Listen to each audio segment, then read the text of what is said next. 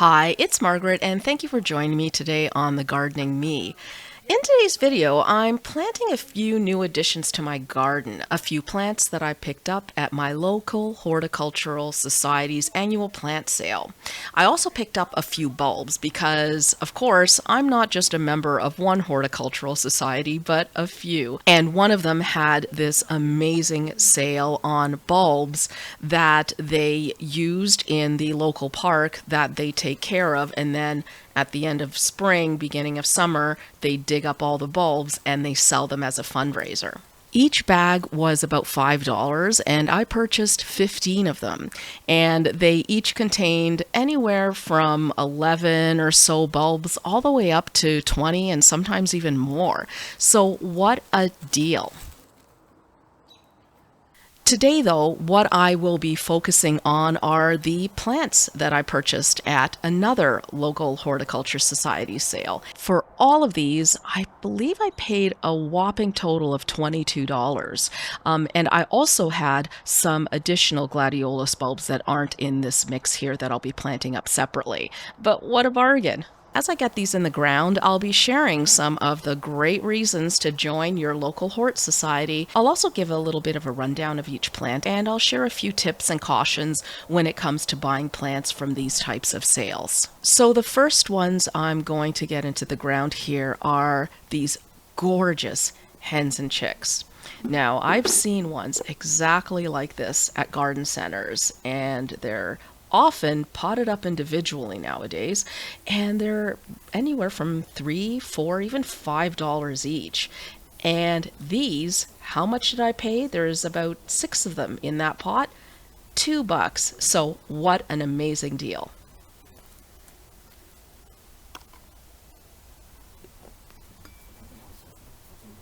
Now, hens and chicks, of course, are succulents, so they're drought tolerant, and these guys produce offsets, which is why they're called hens and chicks. The chicks are offsets around the mother rosette.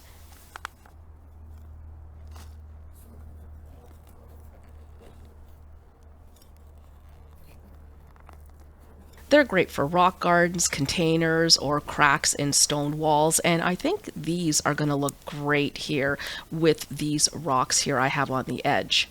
They do need a full sun spot.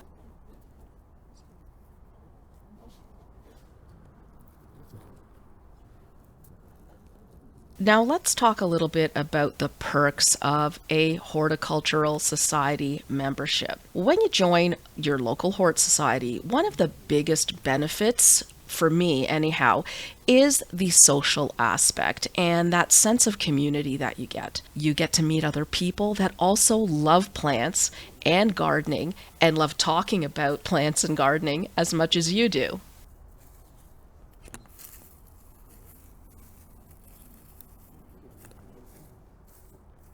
Now, before I go any further, let's talk about cost. Here in Ontario, the cost is actually governed by the Ontario Horticultural Association, and the cost is $15 per year to join these societies, which is why I have no issues belonging to more than one.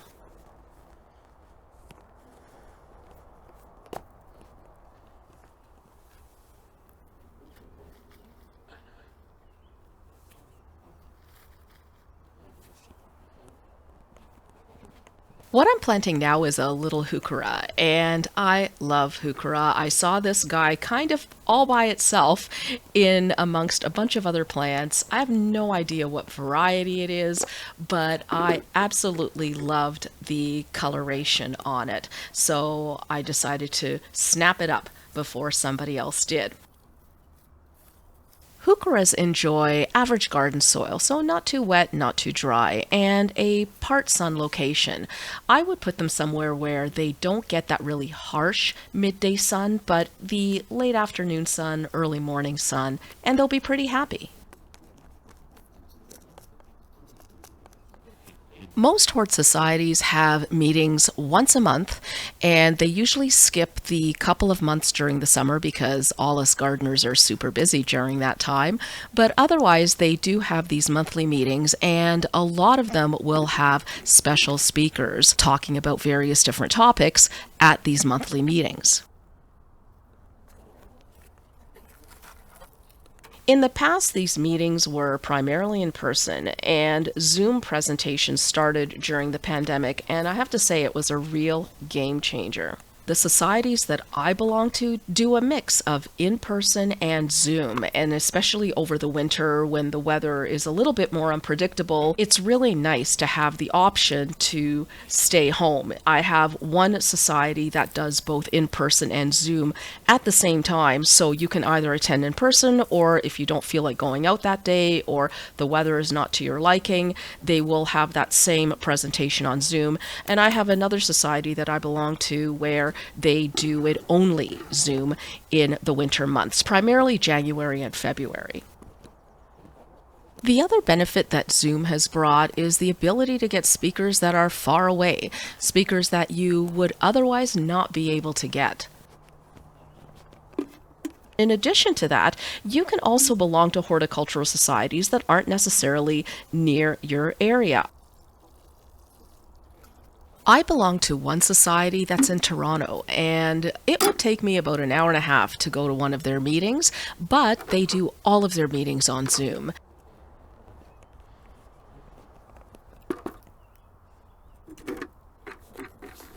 This is a plant that I've been wanting to get into my garden for a while, and it is a mayapple.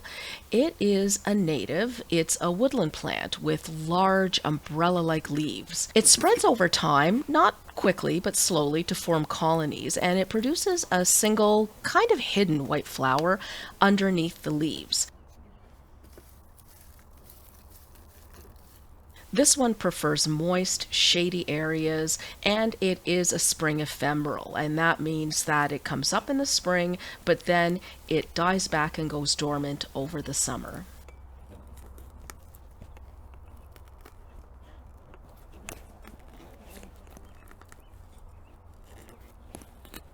So let's talk about a few more perks that you get by joining your local horticultural society. Now, most societies will hold an annual fundraiser, and in my area anyhow, that usually involves selling plants or bulbs, often those that are member donated, and they are sold for a great price to not only members of the Horticultural Society, but also to the general public.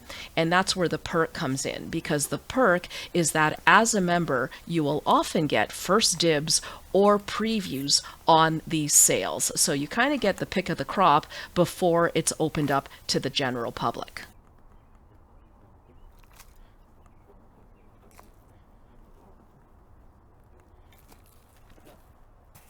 You're also kept up to date on garden-related events in your area, and often you will also be able to get discounts as a member of that Hort Society at local garden centers and nurseries.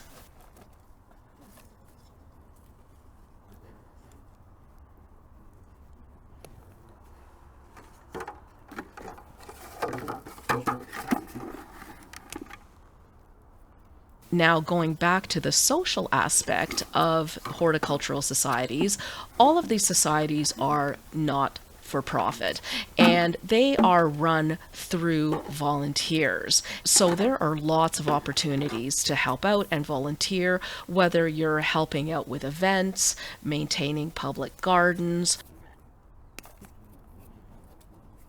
or helping out with a plant sale. You can really volunteer as much or as little as you want. At one of the societies I belong to, I go there once a week for the morning, and I, together with other volunteers, take care of a local garden.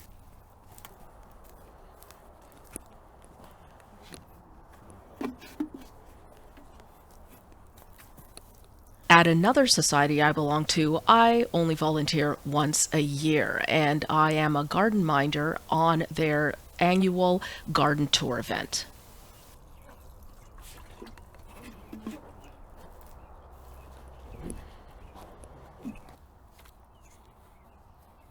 Now here I have a canna. They had these guys for sale as just the tubers, and the sale was to fill a paper lunch bag for $3. Yep. And you better believe I did that as well. But in addition to that, because I wasn't sure what the tubers were in terms of the leaf color, I knew I really wanted a red leafed variety in this area. So I did buy a potted plant. I think the potted plant as well was about $3 to put into this particular area. Now, I've never actually grown cannas before, so I'm super excited to give this a try.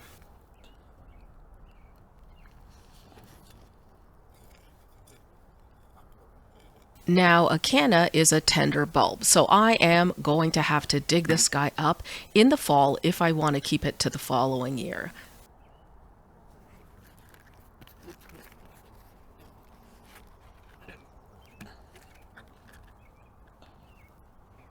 I have a couple of concrete urns that I will be planting the other tubers in, but I'm not doing that today.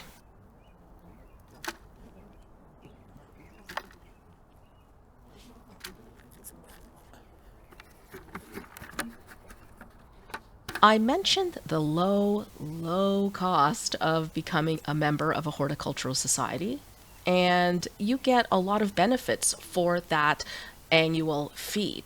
In addition to that, however, there are often optional activities that do have some small additional costs, such as tours, excursions, or workshops. Now, the costs, though, are minimal because they're meant to cover the cost of supplies, buses, and things like that. They are not meant to generate a profit.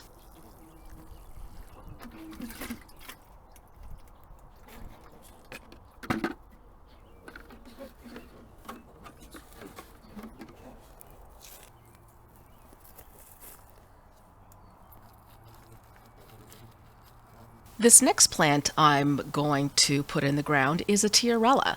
And oddly enough, I have never had this in my garden as well. I have a heucherella, which is a marriage between a heuchera and a tiarella, but I've never had one of these. So I'm excited to get this one in the ground and try it out and see how it does. Now, tiarellas are native, ground cover. They have these frothy pinkish spring blooms and beautiful foliage. This one is green with kind of a reddish center. They're really great for shady areas, and they pair really well with hostas, which is where I am planting them in this little hosta bed here.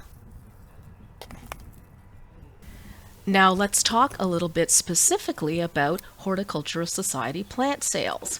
As I mentioned earlier, even if you're not a member of a local horticultural society, everyone can take advantage of the amazing plant sales that most of these societies have.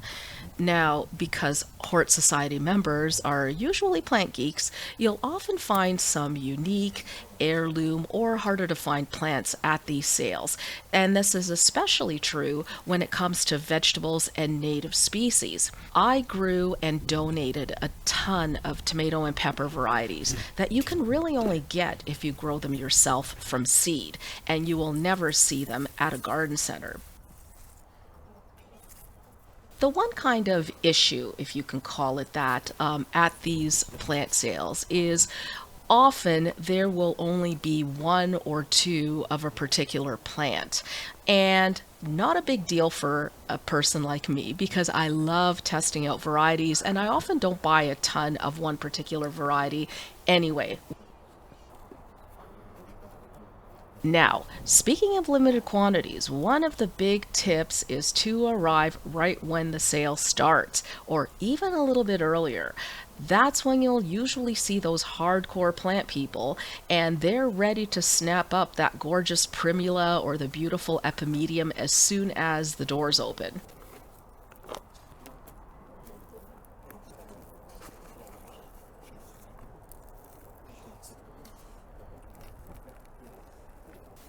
One of the other benefits of these plant sales is that the plants have what you might call local provenance. The concept is basically that since they grew in a garden in your area, the chances that they'll do well in your garden are that much better.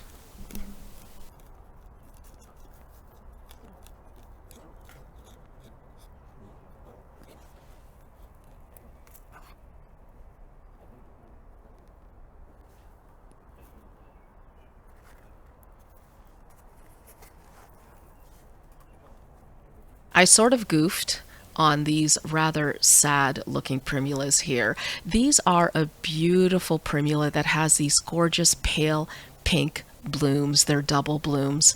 And I absolutely love them. Unfortunately, you can see they're a little bit droopy because I let them dry out a little bit. I really wasn't worried though because I knew as soon as I got them in the ground and gave them a nice deep drink that they would perk right up and be just fine.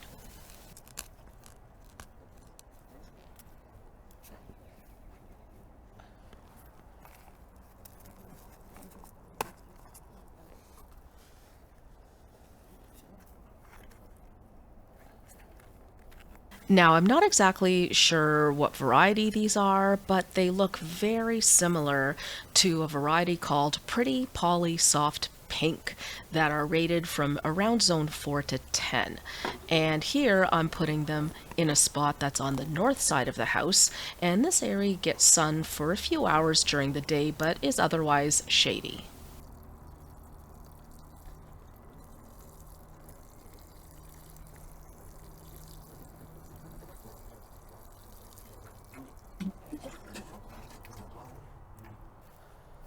This next one is a foxglove I hadn't really heard of. It's a strawberry foxglove, and the botanical name is Digitalis mortonensis.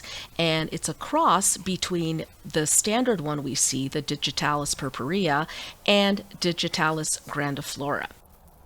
Now, I'm guessing because it's a cross between a biennial and a perennial, this one may be a short-lived perennial that survives maybe 2 or 3 years, or at least I have my fingers crossed it survives that long. And the flowers are a beautiful pink color, and they are larger than either of their parents. The flower spikes are about 3 to 4 feet tall. So now that I've told you all of the benefits of the Horticultural Society sales, let's look at a few things to be cautious about, or at least to be aware of. When it comes to plant labeling, it is a little bit hit or miss. So while all the plants will usually have a tag identifying the type of plant that it is, the specific variety is often not listed just because it either doesn't have a tag on it or the homeowner didn't know what it was. Sort of a bummer for plant geeks like me because I kind of like to keep track of the varieties that I have, but it's definitely not a deal breaker.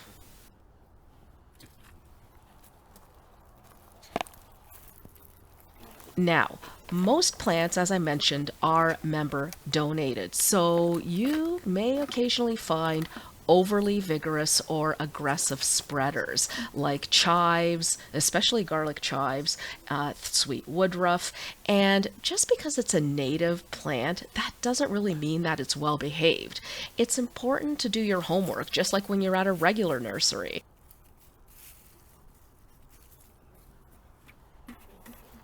And ostrich fern, for example, is native, but if it likes the spot it's in, it can spread pretty aggressively. Now, on the plus side, a few years ago, the Ontario Horticultural Association sent out a directive to all horticulture societies that they should not be selling invasive species, even if the sale is not technically prohibited by the government. So, for example, purple loosestrife is prohibited from being sold anywhere, but periwinkle and lily of the valley are not. So many nurseries still sell them, even though they are considered invasive.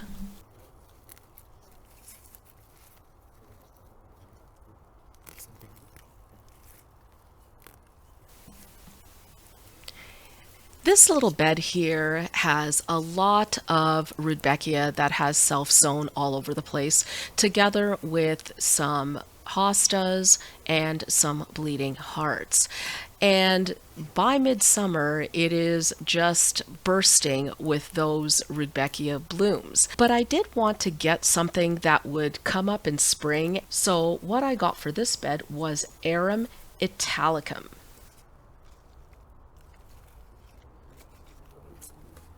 This is a new to me plant that a friend recommended, and I saw an absolutely gorgeous stand of it in the garden when we had the plant sale.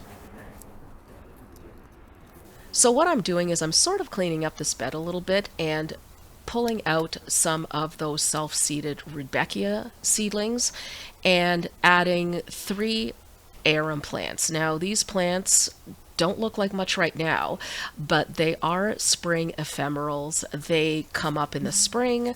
They will do their thing, hopefully making this bed gorgeous before the Rudbeckia foliage comes up, and then it will die back around midsummer, I believe, and the Rudbeckia will take over this spot. Now, I had spoken about invasive plants before, and this is actually one that is considered invasive in some parts of the country, but not in others. If you live in the milder climate of the Pacific Northwest, arum is not a good choice, as it will grow year-round and can naturalize and be aggressive and difficult to control. But here in southern Ontario Zone 5, it spreads quite slowly and it does not self-seed aggressively, so it's very easy to manage. Regardless, though, I don't have any experience with this plant, so I'm definitely going to keep an eye on it and I'll report back on my experience with it. Now, one last thing about this one that is uber important is that all parts of the plant are highly poisonous. So it's best to keep that in mind when it comes to areas where children or pets may meander into. I would definitely keep this one out of a front garden that's near the street where you might get curious kids that will walk by or animals that will walk by and kind of rummage in the berries, especially because this does have bright red berries that may be intriguing to some animals or children.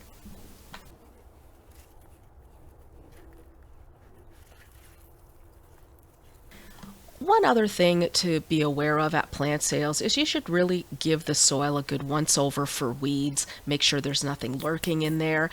Ideally, what you want to do is actually take the plant out of the soil, garbage the soil, and plant it bare root. But full disclosure, I usually don't do that, especially when it's a plant from somebody that I know and I know their garden.